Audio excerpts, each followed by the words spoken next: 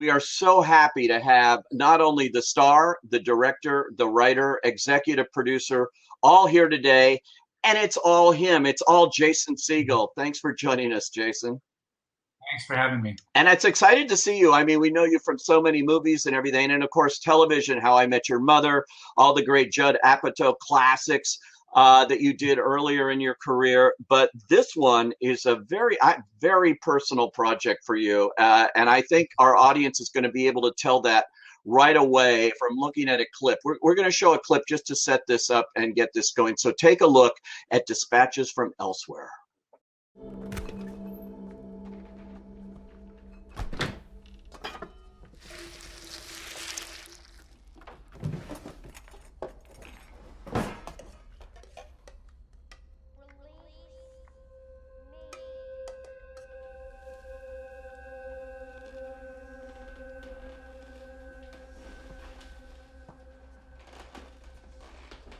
Hello? Release me.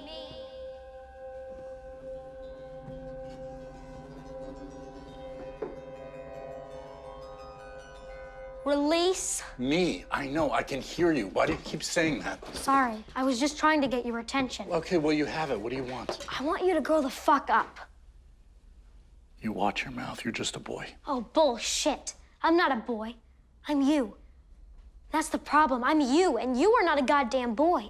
You're a 40-year-old adult, and this man-child victim shit has got to end. Can you just... No. Release me, man, for the love of God! No one force-fed you chocolate milk.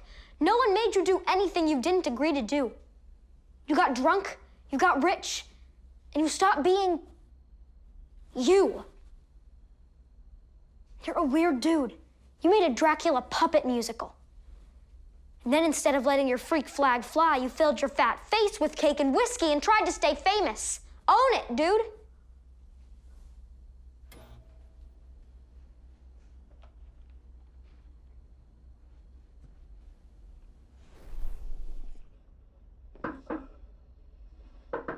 Go away. Go away, goddammit, I'm sleeping. The script is horrible.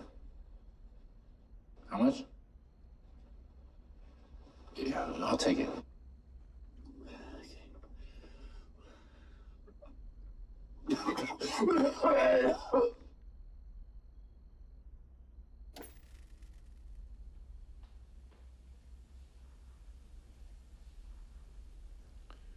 So I was a selfish, self-centered, entitled, spoiled guy who lost his way.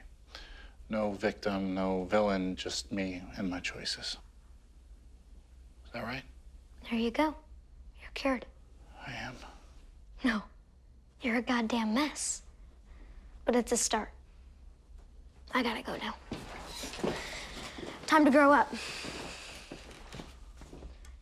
If you need to write another Muppets movie, I'll be back.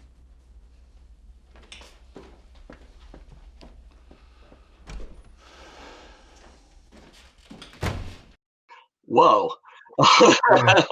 I'll tell you, Jason, when I saw that series and this particular clip that we chose to show, there's a lot of Jason Segel in this, clearly. And even though the character's name is Peter, you've got references to the Dracula puppet show, to writing the Muppets, all of these things you've done in your own life. And you're pouring some of that, it seems, into this character as well, and your own search for where you want to be right now in your life. Is that right?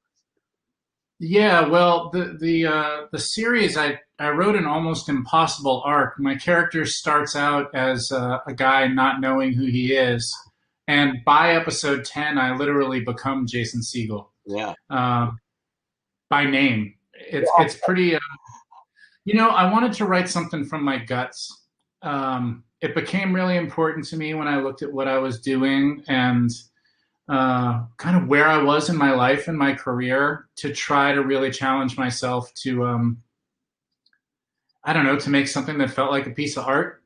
It had been a long time. You get very strategic after a while when you get to understand how the business works and trying to make sure things are successful. And I wanted to write from the same place that I wrote for Getting Sarah Marshall from, when I had no strategy, when I just knew what I thought was good. And I suppose like the same person who wrote the nudity and Forgetting Sarah Marshall and the Dracula puppet musical, this is like the 40-year-old version of that.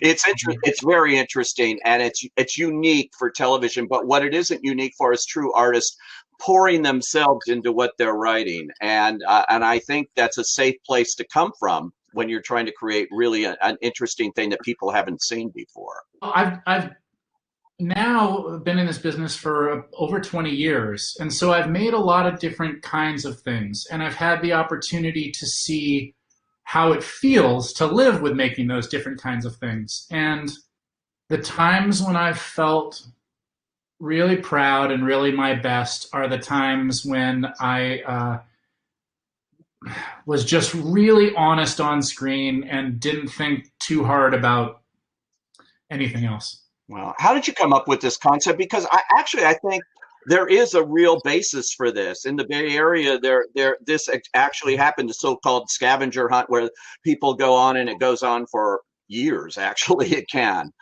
Yes, that's right. There was an original, I guess you would call it an art installation. There wasn't really precedent for it at the time, that a man, a genius named Jeff Hull, created, and it was documented by a guy named Spencer McCall, who did a documentary called The Institute. And I saw this documentary about this thing that is basically, to me, the exact opposite of Fight Club. It's these grown-ups who get together in the secrecy of night, but instead of beating the shit out of each other, they make the world magic. It was art as an act of defiance. And I took that as a mission statement for the show as a whole. I refuse to believe people aren't interested in this kind of stuff anymore. And I just wanted to make something that I felt like was a reminder of like poetry and art. And it is. And what a cast you put together too. I mean, you have taken on all these jobs behind the scenes as well, which is a big task. You're a virtual Stanley Kubrick here. And and to get Sally Field and Richard E. Grant, who's terrific as the guy sort of leading us into this, and Andre Benjamin, and wonderful actress Eve Lindley, who I wasn't familiar with before seeing this, and boy, are we going to hear from her. Putting that cast together and giving them all such unique personalities too. Well, you know, one of the things I learned in my early days from Judd really is that, you know, so much is done in your casting, and you cast people who are more interesting than the part you've written, who are better than you could possibly write them, and then you defer to them to inform their characters. I just really lucked out. I mean, between Sally and Andre and Eve, the four of us as this sort of group going down the Yellow Brick Road together, it's so diverse both visually and experientially, and having Richard E. Grant be essentially our Wizard of Oz, that's it's a dream. And yeah, you know, we all knew Sally Field was a genius and Richard as well. To watch Andre Benjamin's performance in this, it blows me away. And Eve Lindley, this is her first big breakout role, and she brought her heart and soul to the character and said a lot of things on screen that I think a lot of people would like to say in life. And that's where making something great kind of happens.